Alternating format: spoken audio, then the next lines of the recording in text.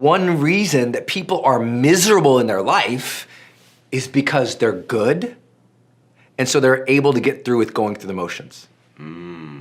So they're good, they're talented, they have strengths, they've succeeded, they make more than their family or their peers. Sure. They're good. They can show up and just wing it and be good. And then they're going to bed every night existentially unfulfilled. Right. Because they didn't push themselves to be their best that day. And the only way to push yourself to be your best is to start with the intention. Sure. And trigger that intention to go do that. Because everyone can walk up to the starting line and get excited about the race and run, but I'm gonna bet on the person who's at that starting line, who's gonna go, I'm gonna win this race for my mom. I'm gonna win this race right now for my spouse. This is my future, this is my time, I'm ready for this, I have trained for this, I want to get there faster than these other people, I am gonna work at this, I am here, I'm at the right time, this is my moment, bam, boom. Right. That person I bet on.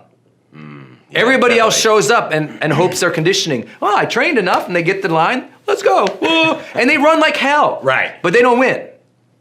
And that's the difference. You have to prime your mind, you have to set that intention, and you need a discipline for it, because you won't do it.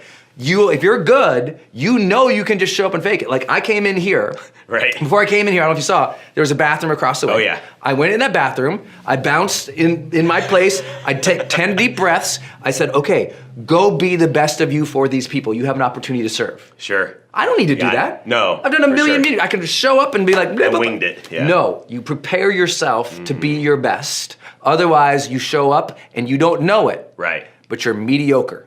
Yeah. You don't know it, and you show up at the end of the day and you're unfulfilled. Sure. Oh yeah. So I think these are mindset things that really make the difference for people. Need motivation? Watch the top 10 of Believe Nation, because I love it. Hey, it's Evan Carmichael, and I make these videos because you are probably the most ambitious person in your circle, but you know you're capable of more, and you get that push by surrounding yourself with the best. So today, let's learn from one of the best, Brendon Burchard, and my take on his top 10 rules for success.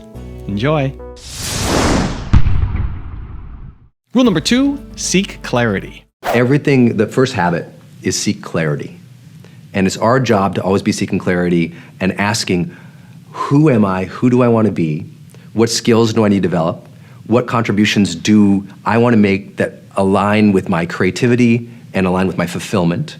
And it's just a lack of clarity. A lot of people achieve the wrong thing. Yeah. A lot of people climb the wrong mountain. They lean the ladder against the wrong building. Like, they're high achieving, but they're high achieving towards something that really doesn't fulfill them. Right. And so when I meet somebody who's, a jerk or super wealthy and has no friends or doesn't have time for friends, it's because they've never appreciated friends. It's because they've never set an intention to say, I want to be happy in my relationships.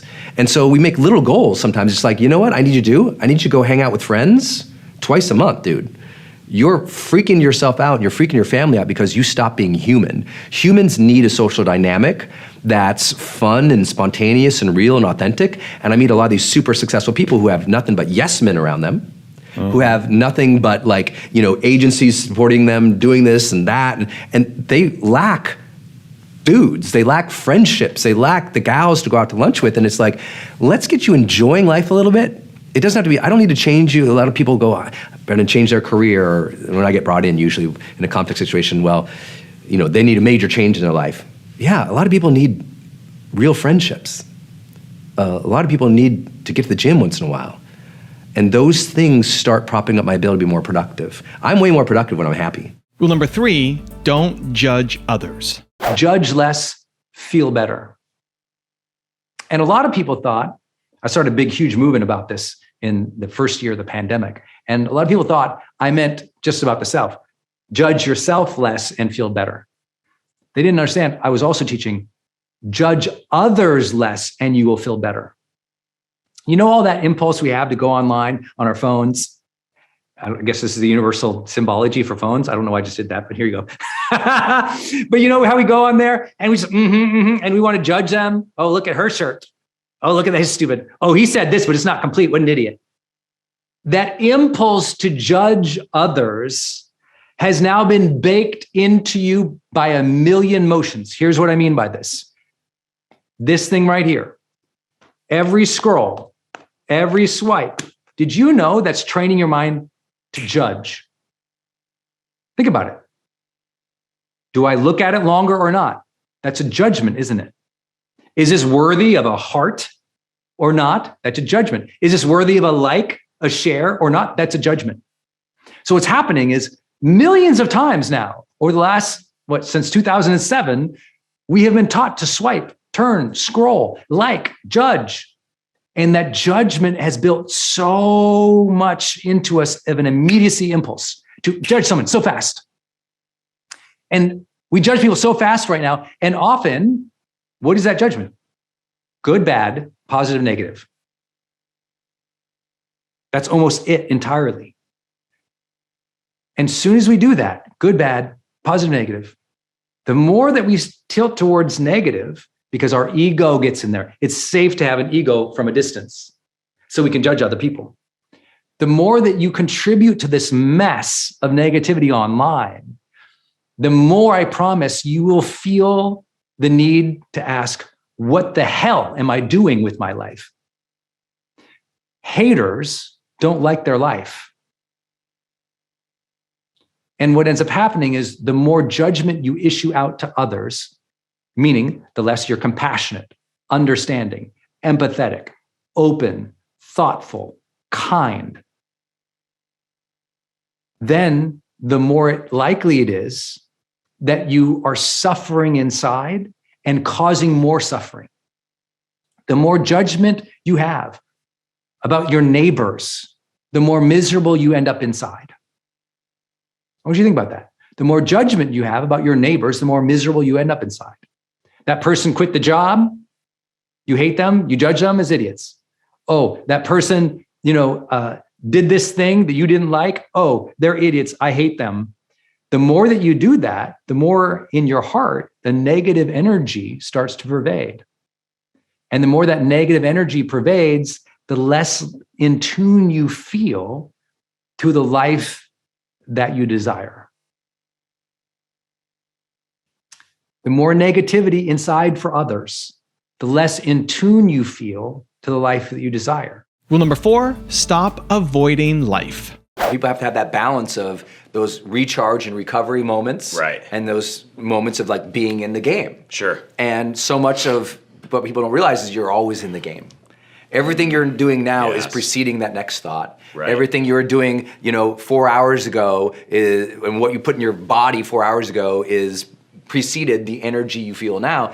And I tell people, you don't realize you're always a little bit in training. You're always setting yourself up for success or failure. And it doesn't mean you have to be like on all the time. It just means be deliberate and thoughtful about your habits and what you're doing throughout the day so that you can quickly call forth your genius. That you can quickly and easily flow into the things with your most exceptional side, that you can be intentional and thoughtful and kind with other people because you are in touch with your full humanity. Because what most people are doing is they're so disconnected from their body, so disconnected from their mind. Because they're just going. And they're running, they don't realize it, but it shows up in their life. They're running in an avoidant strategy in their life, right? And because avoidance feels amazing. Avoidance is a great short-term strategy to guarantee comfort and safety. Wow. And avoidance is also a great long-term strategy to guarantee suffering. Right? So avoidance now feels good. Avoidance later will wreck your life. Sure. If you keep avoiding life, and what most people are doing is they're avoiding their absolute best. They're avoiding it because the absolute best requires them to put it out there a little bit more. Right. The absolute best requires them to use their brain harder, their physical body harder. Also, to make sure you're actually taking action after watching this video, I've designed a special free worksheet just for this video. The worksheet will highlight all of the lessons learned in this video, as well as pull out our 3 favorite learnings and quotes that will inspire you to actually do something. The worksheet will also give you space to write down what your key takeaways are and your specific plan of action to make sure you're getting results. If you want the worksheet designed specifically for this video, absolutely for free, there's a link in the description below. Go click on it and start building the momentum in your life and your business. I'll see you there. Rule number 5, make a schedule. Schedule. There is no discipline without a schedule. It's so easy. If your calendar doesn't have anything in it the next 6 weeks, Don't be mad at yourself for lacking discipline. No one shows up on a day and go, it's discipline day and has nothing to do. Discipline requires a schedule. So fill out your schedule, work the schedule. Fill out the schedule, work the schedule. Fill out the schedule, work. As you fill out your schedule and you work the schedule, you get more self-trust. With that self-trust comes confidence. From that confidence comes more competence. We gain more mastery and we're in the game more. We feel good about ourselves. The progress mind loves it, eats it up. It's like, hey, we're doing it. We said we were going to do it. We did it. We moved towards our outcome today with a schedule. What an idea, right? Rule number 6, celebrate and integrate your wins. Don't forget to celebrate and integrate the wins. Don't forget to celebrate and integrate the wins. What should I do with my life? Well, align with those things that make you feel alive, deepen your relationships, chase meaningful pursuits, and grow. And don't forget along the way to celebrate and to integrate the wins. Now, these are two different things, by the way. Lots of people celebrate, but they don't integrate the win. I want you to do both. Celebrate means, hey, you had a good day? Great. Go for a walk. Tell your spouse about it. Celebrate. Call a friend. Celebrate. Celebration for the human species is about social sharing. Yes, you can crack open that champagne by yourself and celebrate, but when you share the win with somebody else, whole different level of impact in your heart and your soul. That's celebrating. Share it with other people. Small wins. I put up my website today. I got that promotion. I said I was going to complete that project. I completed it. It's okay to celebrate and talk about your wins. We still live in a society where we're supposed to be all coy about our wins and our achievements. I'm like, why? By the way, I'm not one of those people. I don't show you my jet and my cars and my houses. And I'm not that person of like, look at me celebration. But if we hang out, we talk, I'm like, oh my gosh, I finished my book last night. Oh, I really want to donate to this thing. I got to do it. I celebrate the things that I'm doing that are meaningful pursuits. That's important. But integrating the wins is something separate. Integrating the wins means you sit with the win, you meditate on it, and you acknowledge yourself, you acknowledge your efforts, you acknowledge the outcome, and you cheer yourself on to keep going. You integrate into your psyche, into your identity, a person who is capable, a person who manifested something, a success. You speak to yourself in such a way that you acknowledge your effort, you acknowledge the impact, and you say, keep going. What it does is it builds a character that knows it's capable. And so many of us, you've achieved a ton of things, but you've never given yourself any credit for any of it. So you're still with the self-esteem of a teenager when you should be a capable, confident 45-year-old woman. I know you're not all 45-year-old women, apologize, but you get the idea. Some of you are still sharing your insecurities as high school students, even though you have a job, you have a house, you've made your house payment, you're doing good work in the world, and you're still lacking all self-esteem. Why? You were never taught and you never learned to integrate the win. Integrating the win can be as simple as at the end of the day, to sit down and journal on the good things that happen, acknowledge that you worked hard for it, cheer yourself on as someone who's capable, and tell yourself to keep going. Do that simple. You can celebrate yourself just for being alive and surviving this far. Rule number 7, generate energy. The habit is generate energy. Okay. Not necessarily have energy. Create energy. Create energy. And what they do, the way we measure that was kind of academic. Mental energy, which is tied to your focus and your stamina and your ability to manage complex tasks without too much mental stress. Number 2 is emotional energy, which is just the quality of your positive emotions. And number 3 is physical energy. High performers are 40% more likely to work out 5 times per week than the rest of their peers. So that means the top 15% most high-performing people in the world tend to work out 5 days per week.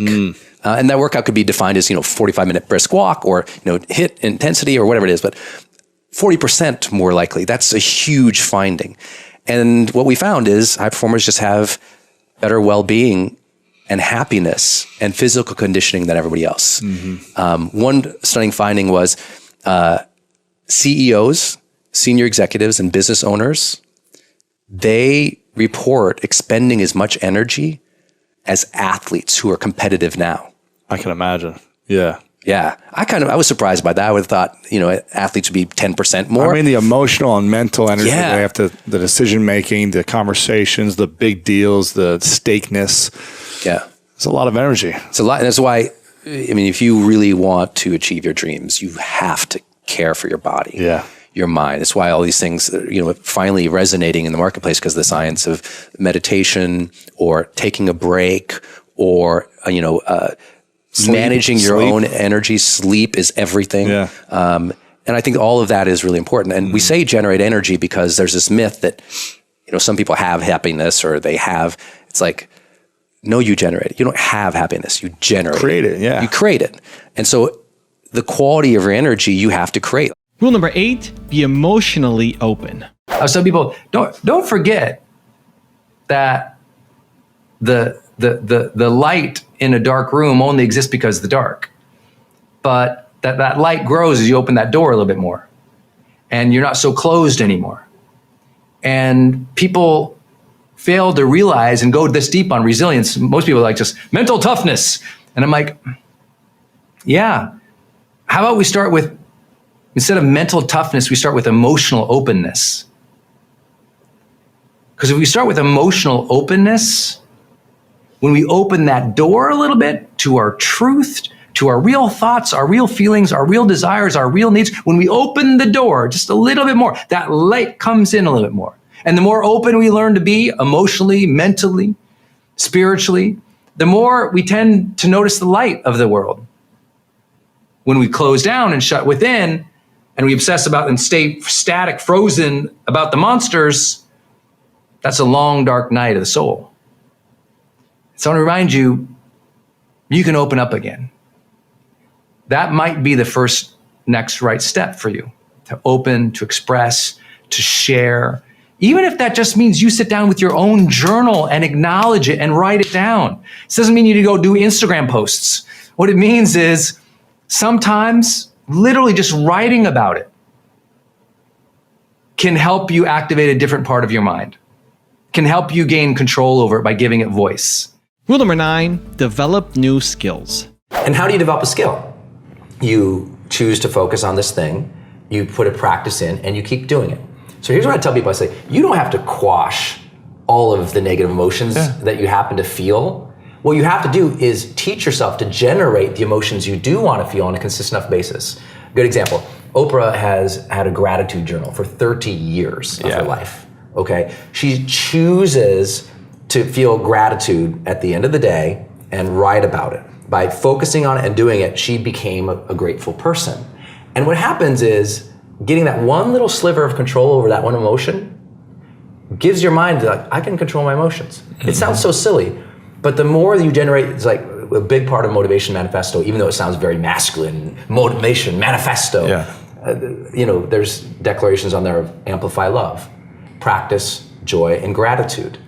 And I think one of the most important things we do to teach people is teach them the emotions they can generate and how profound it can be once you realize you can do it. Once you realize you can create joy, once you realize you can create gratitude, you can create happiness in the moment, but you practice it to develop it as a skill. Now you have competence. Now you feel more congruent, you have more control, and you start getting a little bit more motivation. And rule number 10, the last one before some very special bonus clips, is score yourself. What would be some of your things that you've come up with to be able to get that self-assessment? It happens every night, and it happens at the end of each week, and it happens at the end of each month. Okay. So every night, and I codified this into the High Performance Planner eventually, some of my perspective, but we also did the research of the world's highest performing people. Sure, because you have a book that's all focused on all the high performance research and everything. Yes, called High Performance Habits. It's the biggest study that's ever been done on high performers worldwide. And I learned a lot about like how they speak to themselves and what they ask themselves and how they evaluate. And so it was very clear that at the end of each day, they do it. Sometimes it's unconscious, sometimes it's very deliberate and written out, but they're essentially asking, okay, this day, what was great about it? This day, where did I not do as well? This day, what did I learn about somebody else? What did I learn about myself? What did I learn about my team? What did I learn about my business? They're connecting with what they learned that day. Right. And that's a real big part about it. Okay. They're asking, how could I have handled this little thing better? And they're asking, like, did I enjoy it? Right. Was I fully here? Was I alive? Was I present with it? Whatever it is, in some ways they're asking those types of questions. In the high performance line, I also put, here's the 6 major habits we found from research matter the most, and you score yourself on them. So I score myself. Then at the end of the week, So you're doing that on a daily basis? I do that on the daily. Then every Sunday, I do my weekly review on Sundays. And I look back to the week, and I ask very similar questions about the week. But at the end of, on every Sunday, I look at the 10 major areas of my life. 10 major areas of our life are things like mind, body, mission, family, friends, adventure, finances, these types of things. Right. So I look at 10, and everyone should have their measure, their blocks of things that they look at every week. And then I score myself on a score of 1 to 10. Okay. So maybe that week, my friends. You know what? I didn't see anybody. Yeah. I'm a 3. I'm a good friend, but I really wasn't. I didn't do it. I'm a 3 out of 10. Right. But maybe my mission, I crushed it that week. I'm a 9. And so if you score yourself every week, you will get better. It doesn't mean it won't be sometimes disheartening, discouraging, or frustrating. Sure. But being aware is half the game. But most people don't schedule awareness. So what if your parents don't support you? Who cares if your team doesn't support you? Who cares if your friends think you're crazy? Who cares if nobody in this world sees your dream? It is not your parents or your professors or your peers or the world's job to support your dream. That's your dream. That dream was sowed into your heart. That dream was given to you to nurture, to protect, to fulfill. It's not somebody else's job. So if your parents don't like your idea, you don't have to live your life to please just your parents. If your friends think you're crazy, it's not your job to make all of your friends think that you're sane. If your professors or the people in your community think, oh my gosh, you're just reckless and crazy and stupid, it's not your job to prove that you're smart to them. Your job is to fulfill that heart's desire. Your job is to fulfill that part of you that is begging you and pleading you to follow your dreams, to follow your heart, to create your thing. So first and foremost, don't think that it is everybody else's job to support you. It's not everybody else's job to cheer you on, to give you money, to invest in you, to pat you on the back every time you walk into your house at night and you did a good job. It's okay that other people have a different vision for themselves than you do. Just like you don't need to judge other people because you don't like their dreams, their desires, or the way they live their life or do their 9 to 5, then you shouldn't worry if they judge yours. And that's the first thing I always tell people is it is not other people's responsibilities to support you or to believe in you. And I know that. When I wrote my first book, no one believed me. I quit my 9 to 5 job, and everyone goes, well, you're so crazy to quit this job. Who are you to be a writer? You're a dumb kid. And it's true, who was I to be a writer? But I didn't worry what other people thought or if their judgment was approval for me to go ahead. In my heart, I knew I wanted to write. I wanted to create. And that desire was what I listened to, not other people's judgments or opinions. And remember, most other people's opinions are completely uninformed opinions about you. So I say, first and foremost, own your dream. It's yours, your job to cultivate. It's okay if nobody else believes you. People always say, well, Brendon, I lost my motivation. I'm like, you didn't lose your motivation. You forgot to show up in the morning, look and think and feel, what is it you are fighting for? See, you just show up and sometimes you check your inbox and you look on social media or you listen to that podcast or even you do your workout, but you're not thinking and obsessing, what is it I'm fighting for in my life right now? Or who is it I am fighting for? Because if you begin your day grounded in what you find to be purposeful, meaningful, important, fulfilling, and you say, what is it I'm fighting for? Why am I showing up? Why is it necessary that I deliver with excellence today? And you really emotionally get connected to something. That's the challenge. People are losing their motivation because they're not emotionally connected to anything. Outside of like the outrage on social media, outside of the outrage of the news, they're losing that fire inside that wants to build something, create something, deliver something, overcome something. So now they're just focused on everybody else. And the real thing is they didn't lose their motivation, they got distracted. Two different things, right? If you're really connected with what you are doing and why you are doing it and who you are doing it for specifically, everything changes and you'll overcome even the distractions. The reason people are scared to start their dream is because they're seeing this big complex thing. They're looking out and it's this huge thing. They see the complexity of the final vision of the dream. And so starting now is too overwhelming. They're not scared to start the dream. They're scared of the feeling of feeling overwhelmed. That's what they're scared of. So how do you deal with that? Stop thinking you have to have everything perfect and complete at the beginning. The finish line is 26 miles ahead. What matters now is step 1, 2, 3, 4, the first mile. You need to figure out what is the first mile towards your dream, not what's the finish line look like. Of course, if you look at the finish line, it's intimidating. You look at somebody who already has the business you want. You look at somebody who already has the car and the dream and the house and the perfect life, and they've done it all already. They're 5, 10, 15, 20 years in front of you, and it seems so complex. You say, why should I even start? Look how far ahead they are. They had more miles. They put more miles in. But you can't compete with their miles. You got to start with your first step. Right here, right now, you go, okay, I'm going to be okay starting small. And instead of trying to, in day one, have it all complete and take on all the complexity, I'm going to do one thing here, 3 goals today, 3 goals the next day, 3 goals the next day. And I'm going to get that momentum going, because with that momentum comes more motivation. With that momentum, more learning. With that momentum, more progress, but it only begins if you're okay starting small and taking on little bites at your dream and not trying to eat the whole thing all at once because it will overwhelm you. I was a maybe 24, 25-year-old man, and I was a member of Kiwanis. And if you guys didn't know, Kiwanis it's kind of like Rotary or Lions Club. It's a nonprofit organization that's dedicated towards service in the community. And I was in Kiwanis, and I was the youngest one, hands down. Like in the room, we'd get together every single month on a Tuesday, and we'd have lunch, and we'd have a speaker in, and then we'd talk about a volunteer project we were going to do that month, and that was kind of how it went in Kiwanis for me. And so, but in my room, I was 24 or 25, in the room every Tuesday, when we got together, everyone else was older. I mean, they were like 50s and 60s and 70s older. When I was 20, I was the youngest person in the room every single time. And I remember I was having a particularly challenging time because I was thinking about quitting my job, but I was scared because I hadn't saved any money.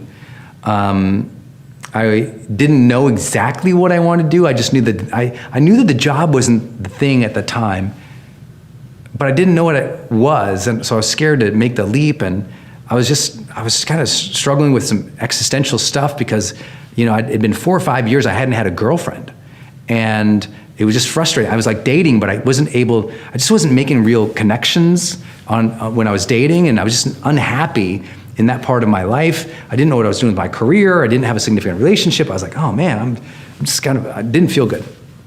And so I was having a really down day on that particular Tuesday. And I went in and I was sitting next to this guy, and he was one of the awesome Kiwanians who was there. And he was, I think he was probably 59, 60 years old. He was in banking, very successful, wealthy guy, happy, he was like a happy-go-lucky grandpa type, just a good dude. And I'm just kind of listing off to him all these things that suck, And he says, well, what are you doing about it? And I said, well, and he says, well, I bet, and he said, I bet I know what's going on. He says, you're going home, you're probably watching too much TV, drinking too much beer, and sitting alone too often, or you're going out and not having any fun, and and we're just talking. And my mode was, I go inside, so I kind of pull away from people when I'm unhappy. And so I was like, yeah, I kind of pull away, and I'm in my house. And he says, well, I know how to solve your problem. I said, oh, what is it? He goes, buy tickets. I'm like, buy ticket? What do you mean buy tickets? He goes, I want you to open up the paper. Remember the papers? So he says, I want you to open up the paper. And he goes, I want you to see what's going on in your town. And I want you to buy tickets to whatever's coming up the next 7 weekends. Is there a symphony coming to town? Buy tickets. Is there a ballet? Buy tickets. Is there an art museum? Buy tickets. He said, is there a concert? Buy tickets. And I said, what do you mean? I said, buy tickets. I want you to buy 1, 2, 3, 4 tickets, and I want you to take your friends, and I just want you to go. I want you to buy tickets, and I want you to go. And I'm like, what the hell does this have to do with anything I'm even talking about? He goes, just buy the tickets and come back next month, tell me about the tickets. And I'm like, no. And he literally pulls out his wallet, and I'll never forget it. He sets down 3 $100 bills. And he goes, buy the tickets. Here's the money. And I'm like, what do you even? And I was literally so frustrated. So long story short, I'll try to keep it shorter. But so I bought tickets. I got a symphony ticket. There was like a dance troupe in town or something weird. There's a Dave Matthews concert. And what else? There's one other thing. I can't remember what it was. There's something about the tickets. I went with 1 or 2 or 3 friends and went to them. And the second, I remember the opening act for the Dave Matthews Band started, and I was like, got it. Because sometimes when you're down and out, you got to get out and about.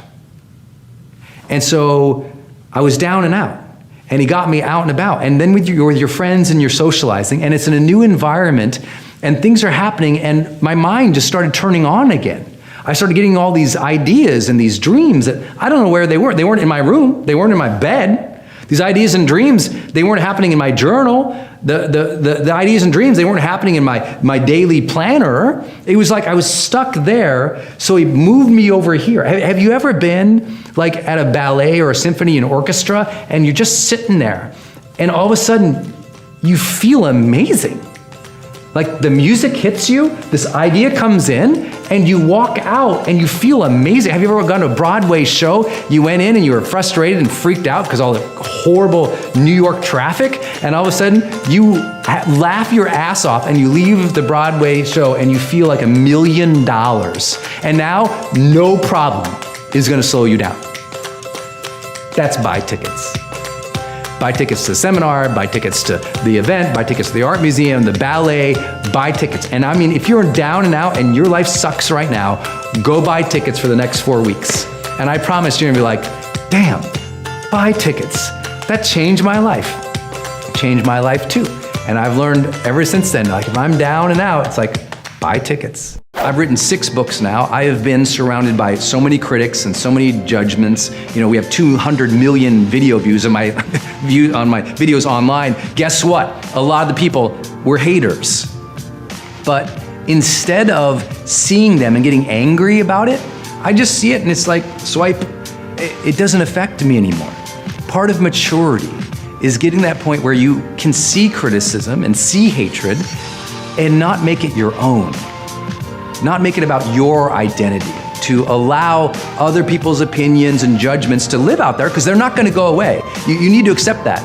The criticisms, the judgments, the hatred, it's not going away. You'll probably only hear more of it as you grow, even as you get more fame or more people liking you or more people accepting you or you get promoted.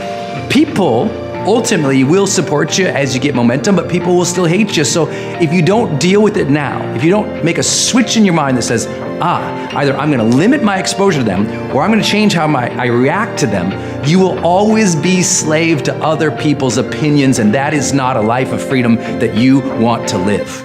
You gotta let go of those things that upset you 3 years ago, 5 years ago, 10 years ago. If you're an adult and you're still angry and pissed about things that happened to you in high school, you need a therapist. And I say that with all sincerity and all respect. If you're having mental thoughts that are coming from a place that are literally based 5, 10, 20 years ago that you just didn't deal with yet, you need help dealing with it.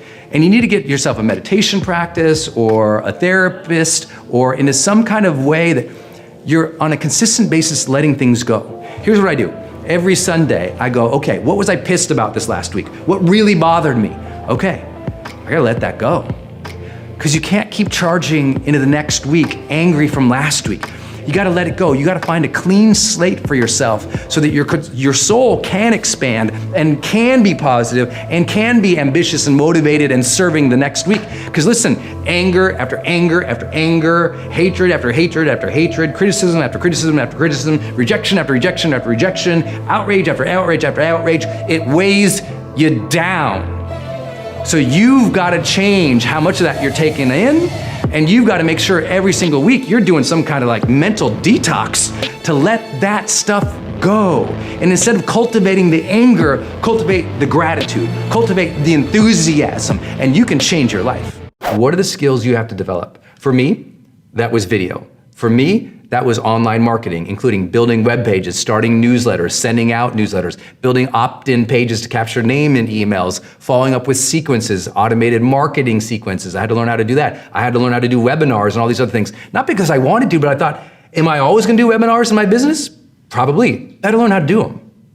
Not because I had a passion for it. I was like, I'm always gonna do them. So let me figure it out first, try it out first, do some research. There's plenty of things online that will help me figure that out. And then after that, then I can go into hiring somebody else because I can manage it.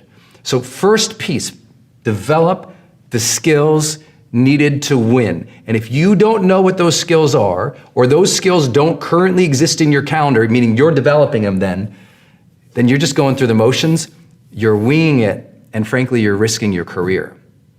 One of my favorite things to do, to check to see if I got a high performer in the midst, when I talk with people, I go, what are the 3 skills you're working on right now and developing? And if they don't know it, I know they're amateurs. That's just it. They're just amateurs, they're beginners. And that's not to judge them, that's just to say they haven't stepped into living what we call the high performance experience. The high performance experience is all about developmental goals. It's all about bringing our best and growing into what we need to. Your daily G3 journal and review. If you've heard me teach a lot about downtimes before, especially in the last couple years ago, the G3 was the 3 Gs. And it's what it means is every single day, I want you to journal on these 3 things. And I do mean journal, meaning you write it down in the morning and you review it at night. So that's why it says journal and review. So you write in the morning and review it all at night. And so here's what the G3 is. The first thing you know is your gratitude. And that is just, what are you grateful for? Why does that make you feel good? Why are you thankful for it? And just write it down in your journal. Just a whole, like you should have a gratitude journal already, but when you're disappointed or having setbacks, I want you to do the gratitude in the morning. A lot of gratitude journal stuff is at the night. I want you to move it right up in the morning. Like just, you gotta prime your morning for some goodness. So right off the bat, you gotta do that, okay? So gratitude. Second major thing I want you to focus on is your goals. And what are the specific daily and weekly goals you're working on? You gotta get really narrow focused, right? When you're disappointed or sad or setback, the idea of creating a vision board and seeing out 10 years from now, that's too much. What you need to do is get really close in near term. This day's goals, this week's goals. Because if you can check those suckers off and get a little progress in, you'll feel differently as we talk about. So goals is important. And the third G is goodness. And the goodness is noticing what is good from the previous day. So when you start the day, you're like, okay, what am I grateful for in general, for life? What are my goals specifically daily and weekly in each of these different areas of my life? You might have goals in your career, in your health, in your finances, in your relationships. And then the goodness is, what actually good did happen yesterday? And that will just get you in a place where you're like, oh, this day is gonna be good too. It's making you more mindful to all the good things. And the reason I do that one last, and the difference between gratitude is general things you're grateful for. The goodness thing is to think about what good happened yesterday. And the reason we do that, because in neuroscience, we know that thinking about the goodness from yesterday is triggering your hippocampus to kind of turn on and fire up. And if we get more memory activation off the bat in the morning, we actually have more creativity in the day too. It's weird. Sparking memory is good for creativity. Creativity is very good for coping. And so that's why I'm trying to get you to reflect a little bit on something that happened yesterday, just to think through, find that mindful moment. And it's also teaching you to be more mindful of the moments each day, not just grateful in general, but actually being mindful for the good moments each day. So I want you to do that journal every morning, and then every night, I want you to look back at it and think about it and maybe repeat it if you want to. I just want you to review the day and review those things. What was I grateful for? Oh yeah, that's right. Because maybe at the end of the day, the truth is you haven't moved a lot forward. Maybe, your spouse or yourself, you're still sick, or maybe there's still conflict, or maybe the business still, because I'm not going to be Pollyannish and say everything changes in one day and everything's great just because you did your gratitude journal. You might get to the end of the day, it still sucks. So reviewing it is going to put you back in that positive mindset that's going to help you then take the next day as well. You need to know what moves the needle in your business and hire to that, not just what you like. You need to know what skills are necessary for your future and develop that, not just what you're naturally good at. And this is where people fail all the time. They're just trying to play in their own lane. But once you step into the role of a business owner, or you step into the role of leader, it's no longer about just your passions. You have a responsibility. It's called stewardship. You have stewardship to your team, to their mortgages, to their rent. You have stewardship to your company now. You have stewardship to the future. You really have to step into the identity of CEO, even if that's not what you're about. But I've learned so long working with entrepreneurs, some of them just never step into the identity they need to assume to win. They never stepped into, I'm the CEO now, I'm in charge. So they kind of half-ass it, they kind of like hobby it. They're not really in that role where they have defined, this is who I am, I'm in charge of building this. If I don't, it all falls apart, and take it upon themselves to say, I have to lead here well. I have to do well here. Because if they don't do that, guess what? No one else is going to do it for them. Here's what the 45-day quit rule is. And it's hard for me. I hate this one. I look at all my big project ideas. I don't know about you, but I have a journal with all my big ideas in it. Or I have my vision board, or I have an Excel spreadsheet of all these different ideas and projects I want to do. And I've got right, as an example right now, I know my next 6 books I'm going to write. I know them. I know my next 3 campaigns I'm going to launch. I know them. But here's what I have to force myself to do, and I don't like it. I say, okay, if this is a major project that I want to do, even if it could lead to significant growth, if I'm not going to start it, listen to this, if I'm not going to start it in the next 45 days, it's off my plate until next year. And I push it to 2019. I literally just take it from my journal, my little bucket of things I want to do this year, and I put it out into 2019, and I feel so mentally relieved. A lot of people have a lot of anxiety about the number of projects they have on their plate that they really want to do. And so what ends up happening is that anxiety leads to a lot of procrastination.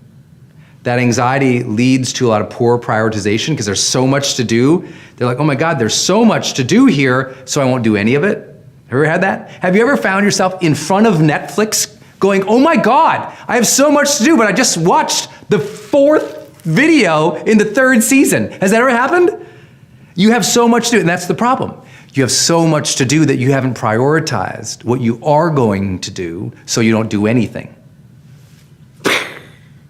So what I do is this time of year, I look at all those things that are on my plate, and I get honest. Which ones am I going to start in the next 45 days? And if I'm not going to start in the next 45 days, put it in 2019. Now it's not even on my mental concern. It's not even on my dashboard. No anxiety there. No, oh my God, I still got to get that one in. Nope, it's gone. That's the 45-day quit rule. I encourage you to challenge yourself to try it. Double down on your goodness. You want to have an exceptional and incredible 2020? You want to find purpose this year? Double down on your goodness.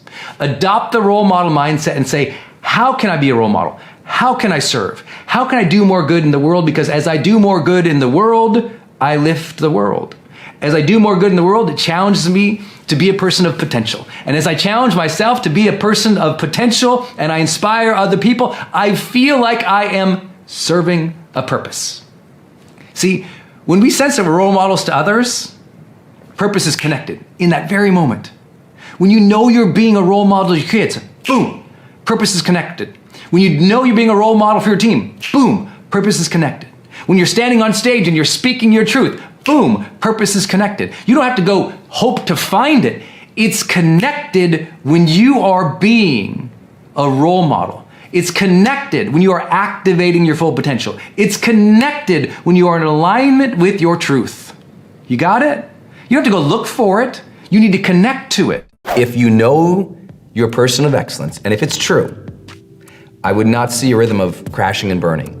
I would not see a rhythm of burns and busts, burning out, failures, and exhaustion.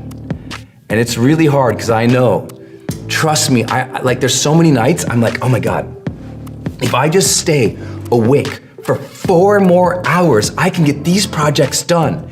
And you know what? And then I'm a complete idiot 72 hours later. I know it will catch up with me. Those who play the long game don't compromise in the short game because they know it catches up later. And that catch up is a devil.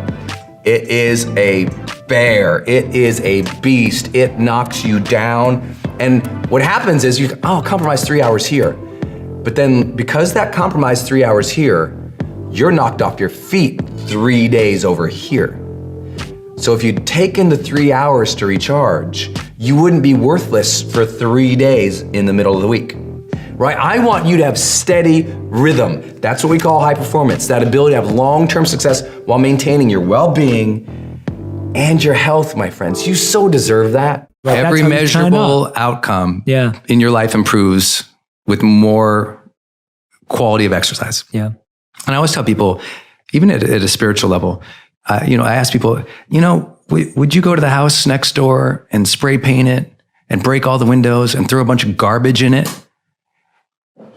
And yet, you're so willing to vandalize the temple that God has given to house your soul. Yeah. That's your house. So if you wouldn't go vandalize your neighbor's house, why are you vandalizing your house? Yeah. Your gift. It's very important, garbage in, garbage out. Pay attention. And I'm not here to say everyone has to, eat perfectly and work out 1,000,000%. I'm here to share the research that is unequivocal. Yeah. Mental health and exercise and protecting both of those. Diet, nutrition, meditation, all of these things, sleep, all of these impact how good of a job you do tomorrow, how long you live, how good you feel. And I'm like, everyone wants to be happy. This is really important. It's so simple.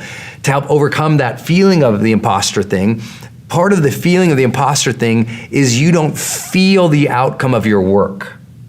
And so I want you to start visualizing and meditating on the actual outcome of your contributions. So as an example, if you're a new team member of a new company and you're just like, gosh, I don't really belong here. I don't feel like I'm here. I want you to stop. Every time you feel that imposter syndrome come in, I want you to close your eyes and I want you to visualize yourself doing something. And I want you to visualize yourself experiencing, celebrating, seeing, sensing the outcome of the thing. For example, like for me, I began my career writing books and doing seminars. And, I remember being with a group of speakers one time and they had really they'd done a bunch of seminars and they were really along the way. And I'd only done 1 or 2 and I didn't do them well. I went broke doing them. I had no idea what I was doing. And I thought, oh my gosh, do I belong with these guys? Can I play at their level in the seminar game? And I remember that doubt coming in. And I remember specifically, I talked with a bunch of them and we were all in this big hotel ballroom. I went over, I got in the hotel elevator and I closed my eyes and I just said, Brendon, just see it, man. And I forced myself to see myself standing in front of 1,000 people in a hotel ballroom for multiple days and just teaching and training and coaching and interacting and having fun and jumping and clapping. And I was like, how would that feel? And I allowed myself to feel it. And what would it look like? And I'd get little details. And I went up, it was maybe 10 floors in that building. And I'll tell you what, from the doubtful kid who entered on floor 0 to the kid who walked out on 10th floor, I felt 1,000 feet high. I felt so good, because I felt it. And so much of the imposter syndrome is you're just kind of like analytically like questioning yourself, and you're like digging yourself in a hole, and you're doubting yourself, and you're letting your own thoughts poison you versus fuel you. And there's a visualization or a meditation that could be your savior. And that is just anytime you feel it, take a break. Go lay down or sit down, close your eyes, see it, feel it, sense it, and make it more real. Because the reason you feel like you're an imposter is because it feels fake. So make yourself physically feel and see the outcome of your good works. Energy to me is just like a feeling or a sense, but in the research, we had to codify 3 separate kinds of energy. One is mental energy, which is straight up your mental focus and stamina to do activities. Right? Without just like tuning off, right? Because that's hard. I mean, I'm sure some people have started writing a paper and you got to page 1.5 and your brain went somewhere else. Totally. You were just tired. The other one is emotional energy, which is the quality of positive versus negative emotion. And the last one was a spiritual energy, a sensation that they were in flow or not. And what we found out is high performers have incredibly intentional habits to protect that energy. You know, when we were on tour for Oprah, when Oprah was on tour, she tells this great story about how she was so moved by someone who was on her show who went into a green room and was telling Oprah the story of, she saw this sign that said, "Please be responsible for the energy you bring into this space." And I'm always saying, please be responsible for the energy you project into the world. High performers are so critically aware of what their energy is they're feeling and how they're treating other people. It's profound. And the way that they do that is they have a lot of habits that protect their well-being. So they're truly seeking to optimize health. They care about nutrition. The world's largest study on productivity that's ever been done found out that on average, the world's most productive 1% of people take a break every 52 minutes. Every 52 minutes, they take a break. Now, if you ask them, did you need the break? They're like, no. They could power through all day. They have the mental energy and stamina they could go, but they take the break like a pit stop, like in NASCAR, right? The cars actually don't need to stop right then. They stop to change things out and optimize things so they can keep going faster. We have to do that in our own lives. So some of them, that's meditation. One that's incredibly important for everybody here, especially in the United States. Right now in the United States of America, 72% of Americans are overweight or obese. And that has incredible health repercussions. That is, you're sicker longer, you die earlier, you report less happiness throughout the majority of your life. You pass some of that behavior on to children. Like, it's a very big deal. And it's not a judgment of a body shaming thing. It is your quality of life in every measurable way that they have in science shows it's not as good. And we want you to feel okay. Well, high performers, they work out 5 times per week, 40% more likely than an underperformer. Now, that workout might be literally like you take a 45-minute walk after dinner. It doesn't mean you're climbing and running the mountain. It doesn't mean you have to have a six pack or anything. You move every day. And so they're protecting that. You know, I think that's what's really important. They have active lifestyles, not because it's easy, because they know the alternative of burnout and fatigue will hurt their performance. If you really want to live a courageous life, but you notice you keep shutting yourself down because of stuff that happened in previous chapters of your life, not just like you're down. Hey, look, some of us all had a bad week in the last couple months. Like, there's a difference between like a bad couple days versus a couple chapters, right? And if you had a couple chapters where you've been down, depressed, sad, a couple chapters where you minimize yourself, a couple chapters where you shot yourself down, sabotaged yourself, told yourself so stories, and like literally limit yourself because the way you perceived yourself from the past, if those old chapters had been there, multiple previous chapters, then from today, do yourself a favor and seek professional therapy. Seek somebody to do that work with you. There's lots of tactics and strategies and productivity things that I'm sharing all the time. Lots of new triggers and ideas I'm sharing all the time. But it's like, if you're trying to hit gas and you keep hitting the brake at the same time because for reasons of trauma or super old stories or old baggage, you just need somebody to help you process that. It doesn't make you weak seeking help, it makes you courageous seeking help.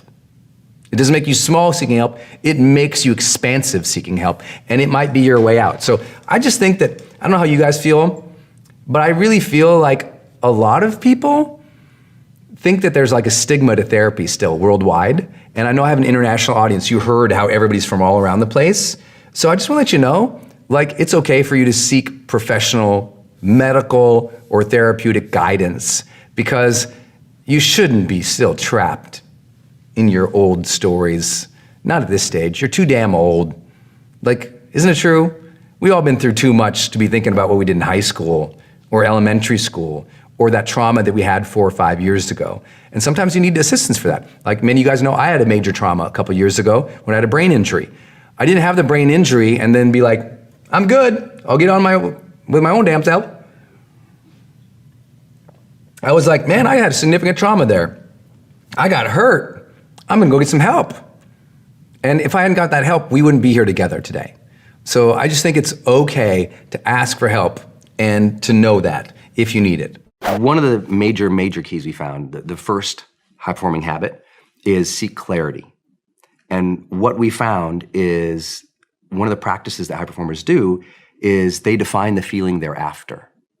And so when we had to explain that and later talk about it in the energy chapter, we had to differentiate between feelings and emotions, and they are different. Emotions tend to be, they're the same. Yeah. Like they're physical, they're almost always automatic, even though in the brain is creating associations, there's lots to happen. For us, they just kind of, emotion comes up. yeah, you're watching a movie and you're just sad and you're like, oh my gosh, I'm crying. You didn't even have the tissues ready. You're just like, rah, but the feelings are usually interpretations that we make of what that emotion was and how it sticks and the meaning we give it to it. Yeah. And the example I used to, I like to give, and I don't remember if it's in the book or not, honestly, because here's what's happened. This book is 400 pages. It was 1,481 when I finished. Baby, you edited it down. Yes, and it was 1,481 good, complete. Yes. Like it was like awesome. Yes. But I was like, that's gonna freak people out. So we're publishing a bunch in academic journals later and then stripped it down to 400 pages so it's more readable and fun and orientable. So I can't remember if this one actually made it in there, but the example I like to give is if you and I go to a haunted house. Yeah. Which I love. I love them. And they scare me the crap. But if you and I walk around, you walk around one of the walls in a haunted house, someone jumps out at you. Yeah. You and I are both gonna jump. Yes. We are emotionally going to experience fright immediately. It's gonna be there, right? But I might be freaked out for the next 5 minutes and you might be laughing. Why? It's the meaning and the feeling that we've defined it as. That's fine for everybody. Here's the issue that people have, and you have to be careful about when we start talking about energy, because emotional energy is real. Yes. And that is, look, if at 6, like we go to the haunted house at 5 p.m. in the afternoon. If at 9 p.m. now you're in your house, you're alone, but you're completely safe, and you still feel scared, that's not the haunted house's problem. That is the way that you are defining and working through your own emotions. You had the emotion of terror and fear, and you're still experiencing that feeling. That's a mental job, not an emotional job. So your job is to go, wow, I'm at my house. I've lived here for 10 years. I've never been threatened in this house. This is a safe place. I gotta redefine the feeling I wanna experience. And I work with an Olympic sprinter, gold medalist, Olympic sprinter, as a client. And this person's huge breakthrough in getting better and going from literally won Olympics before, not medaling at all, to now gold. I said, what was the thing? Yeah. And one of the things they said to me was, I learned to define the feeling. And I said, what do you mean by that? And he basically said, if there's a bunch of us at the starting blocks and we're all in perfect poise and perfect condition, the one to bet on is the one that says, this is the way I want to feel in this race right now. I know my emotions are going crazy. Like my heart's beating. I can hear everybody. I'm waiting for that shot blast. I can see my goal. I know how important this is. And all these, their emotions are there. Yeah. But that person's defining the feeling going, I'm going to feel centered now. I'm going to get myself in the zone now. Even though the emotion of anxiety is there for all Olympic level competitors, all of them. But they define that emotion as a feeling that helps give them a performance edge. And I think that's important too. You know, Bruce Springsteen says if he's ever backstage and doesn't feel like nerves, he's going to hang it up. Yeah. But that's anxiety. He's just defining it differently. So what's the first social habit? Increased productivity. It's kind of like no duh. High performers are productive dudes. But what the uniqueness is, they're not just pushing more paper or checking more boxes, because you know I both know a lot of people who, you know, their busy work isn't their life's work, so they don't feel fulfilled from their productivity. High performers are fulfilled from what they're accomplishing, which is a big measure. And here's what they did. They identified their primary field of interest, which is a big deal. Then they identified what we call PQO, prolific quality output, which is what's the outputs that matter and get recognized and rewarded the most in this primary field of interest. And then they went all in at it. They became almost singular focuses. Like, you know, when Jobs came back to Apple and got rid of all the product lines and said, these are what we're doing, that was prolific quality output. We're going to be prolific quality output on these things, not those.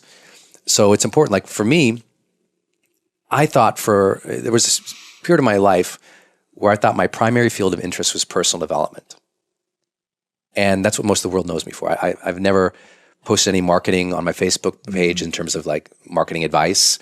I teach that. That's way down in my funnel.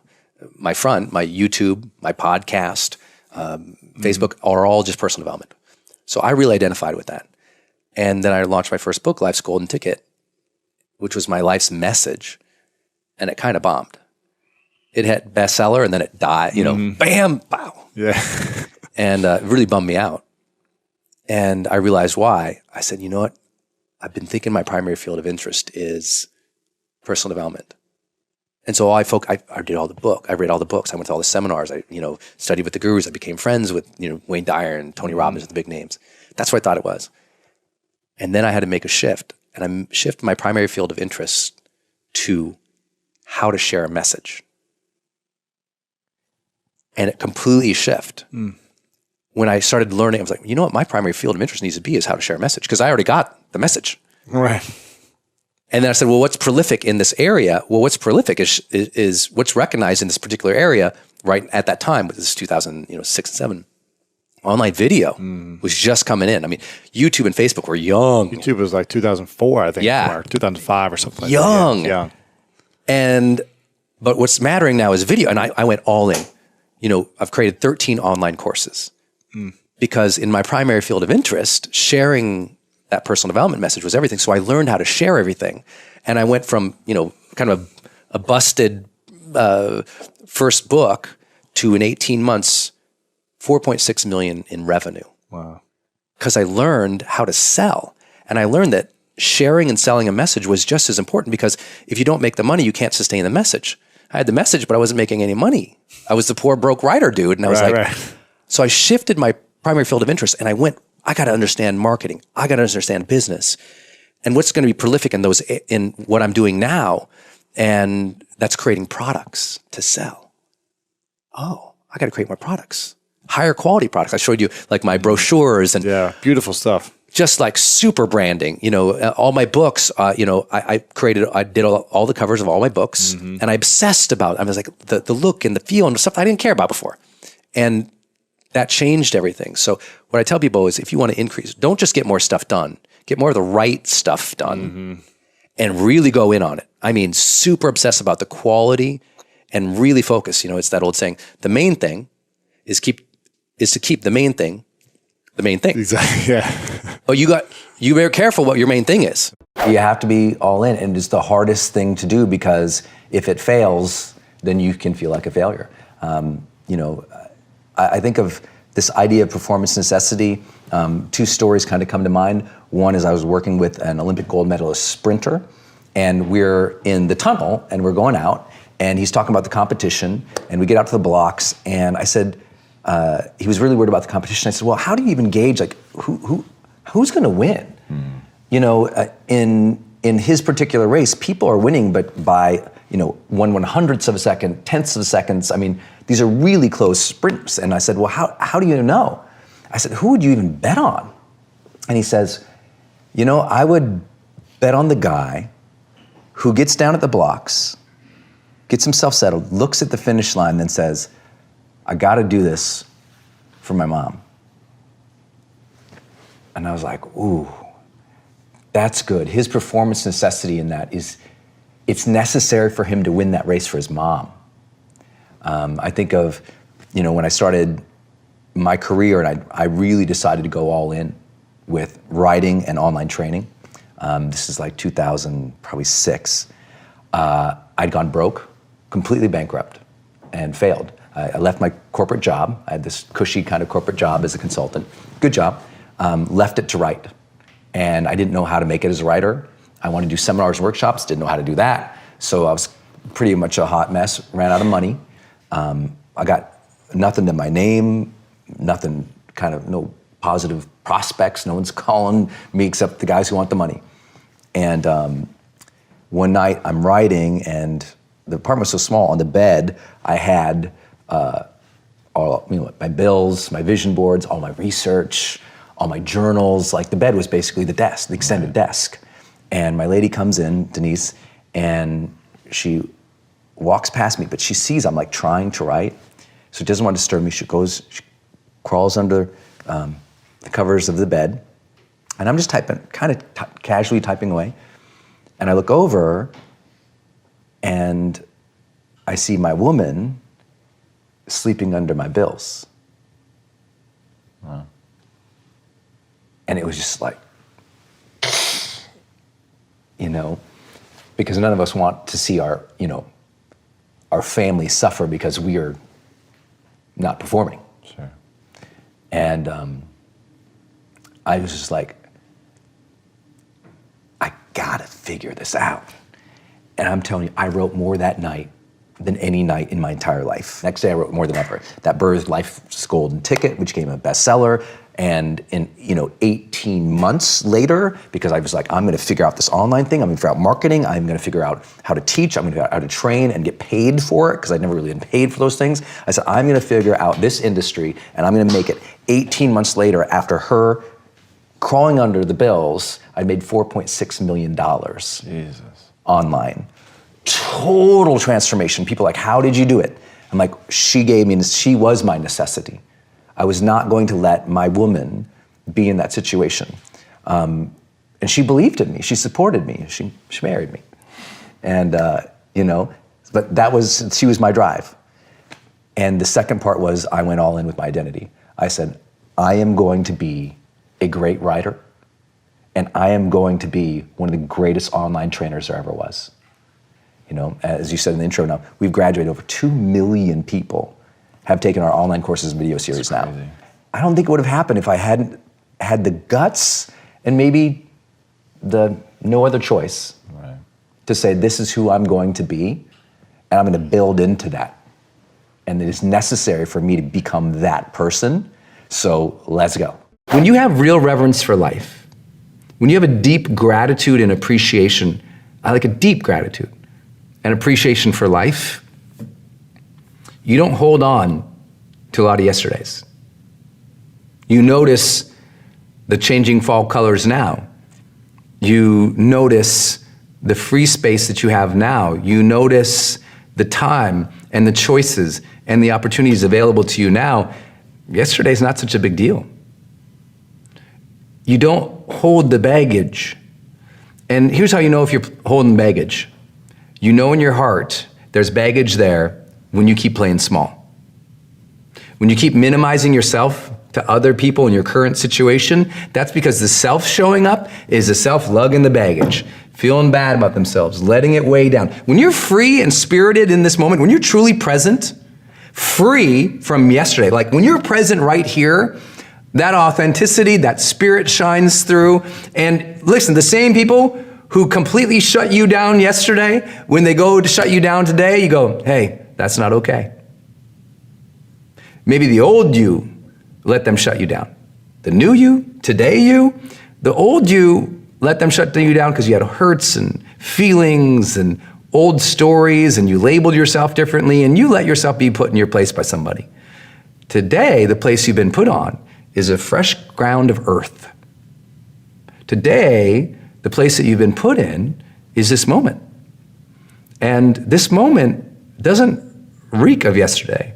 When the sun set yesterday, it set. When the sun rose this morning, it was fresh. There were new birds around your house, not old birds. They moved on too. You got to kind of get it in your mind at some point that this day, if you have real reverence for life, you don't meet the day as you did in high school. Because if you have reverence for life, you recognize that all those struggles brought you here. That all those struggles were necessary to make a new you, a fresh you, that you gotta release some of those hurts, man, and those pains, girl, and those stories, my friends, because they're old. And how can you possibly touch the rim of your potential of the future? How are you gonna get lift to be able to leap up there and grab it when you got 40 pounds of old stories of stupid stuff you did in high school, or the way they treated you when you were 10, or the way they talked to you when you were 30? Like, you're in a different place now. And you need to be in this place light on your feet. Because how many of you think, like, the truth is right now, you need to be able to adapt? I mean, the world's in chaos. You need to be light on your feet, right? Like, if you've ever taken dance classes before, when you're heavy on your feet, it's because your body moves in the old ways. The more you learn to be present in the moment, the more you get light on your feet. And all of a sudden now, when your partner turns this way, boom, you can go that way, because you're not thinking about the way you went 100 times ago. You're there with that person dancing. And now it's real, it's alive, and you're creating something new and unique between you. You need to do that with the moment, like now. Like, the chaos of the world and the abundance of the world and the opportunities of the world have never been intersecting the way that they are right now. Have you ever had the pain point where you perceive yourself different than everybody else around you? You know, you think you're this great, amazing person, and other people around you are being mean. Or maybe sometimes you're like down on yourself, but everyone's like, no, you're awesome, I love you, what's wrong? I love you. If you ever had that, it's like there's this challenge sometimes between our self-perception and how other people perceive us. So the first thing you have to do is make sure every single day that you have a very clear intention for who you want to be. I know you've been watching my YouTube hopefully for a long time, and you hear me talk about this. You can't keep bumbling into each day and just reacting all day. You have to have an intention for, like, what kind of person do I want to show up to the world as? Like, how do I want to be perceived? And be really clear about that. Don't just like wander into social situations all throughout high school, all throughout college, all throughout your professional life, showing up as you do normally. Instead go, how do I really want to be in the situation? How do I want to feel in the situation? How do I want to treat people in the situation? How do I want other people to perceive me? Not in some kind of method of conformity, but rather like, what's the real me? If you can't articulate the real you, please don't ask other people to figure it out. If you're not clear about your own values, how you want the world to see you and what you want to accomplish, please don't ask the world to know who you are and what you're about. So it begins with that intention, that clarity of self first. You got to do the homework, you got to do the personal development, you got to read the books, you got to geek out on figuring out your values, your drives, how you want to show up to people, what your goals are. Because if you don't know it, I promise you, we're never going to figure it out. And I think a lot of people are really miserable in their life because they're like, no one understands me. But they don't understand themselves, or they don't understand themselves and communicate who they are. So it all begins with intention, all begins with clarity. You gotta start by defining yourself, and every day look at it. I mean, like literally every day. Like, what are the words that should define how you're gonna be today? I have people write that down every single day. Like, I wanna be a person who is, and write it out. I wanna treat other people like this. Because if every day you show up as that person and you treat people like this, then integrity starts happening in your life. You have that congruence of being who you really want to be, and more people see you on a consistent basis being like you versus scattershot, just reacting or conforming or trying to fit in. Now, when you know you and you show up as you more often, they go, I get you. One of the higher performers in the world, Jeff Bezos, who started a little company called Amazon. Tiny. He talks about this idea that he and executive team makes decisions when they have about 60% of the information.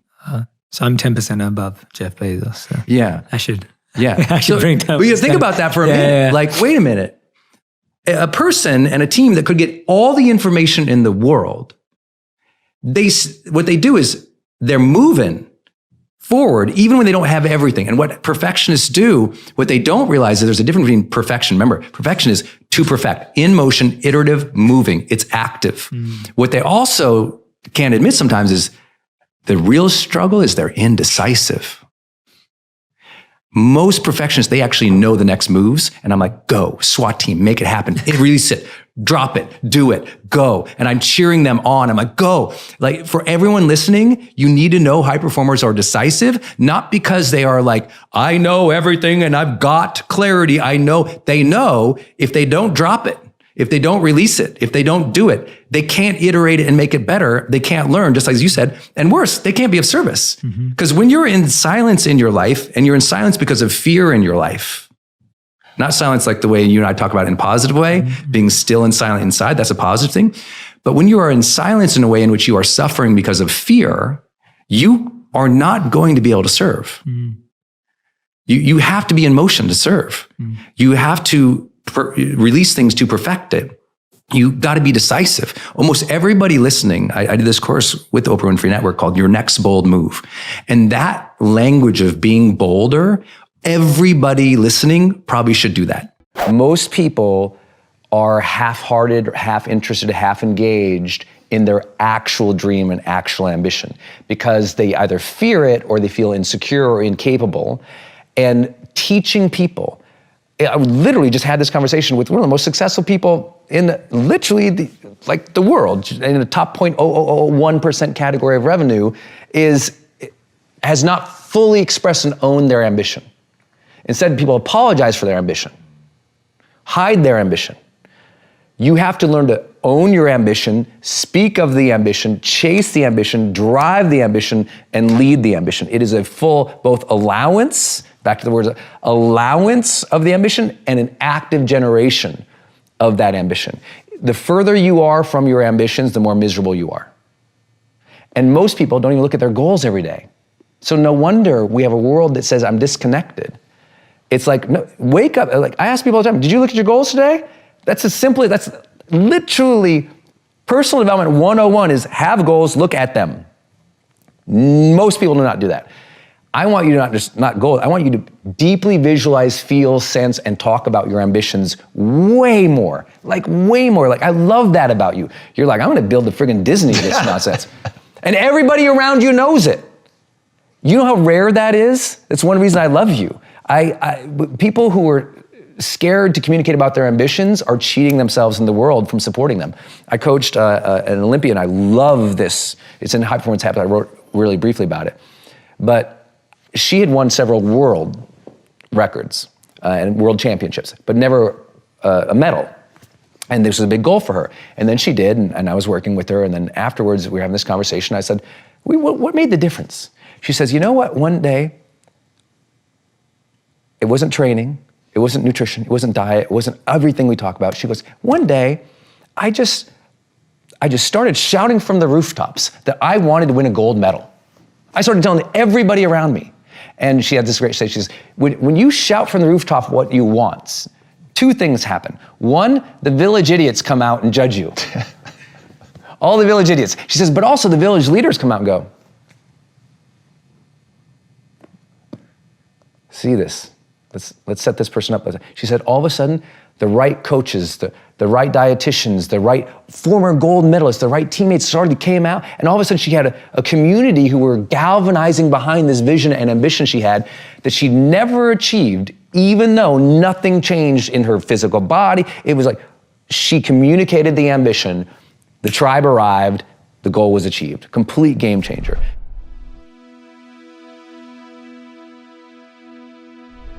Because you made it this far in a video, I want to celebrate you. Most people start and don't finish. Most people never actually follow through. Most people say they want something, but they don't ever do the work to actually get it. But you are different. You are special. Believe Nation, you made it here all the way to the end, and I love you. So as a special celebration, if you put a hashtag believe down in the comments below on this video, I will showcase you and celebrate you somewhere on the screen in a future video because you are awesome. For 10 more amazing rules from Brendon Burchard, check the video right there next to me. I think you'll love it. Continue to believe, and I'll see you there. I want you to sit down and do this simple little thing.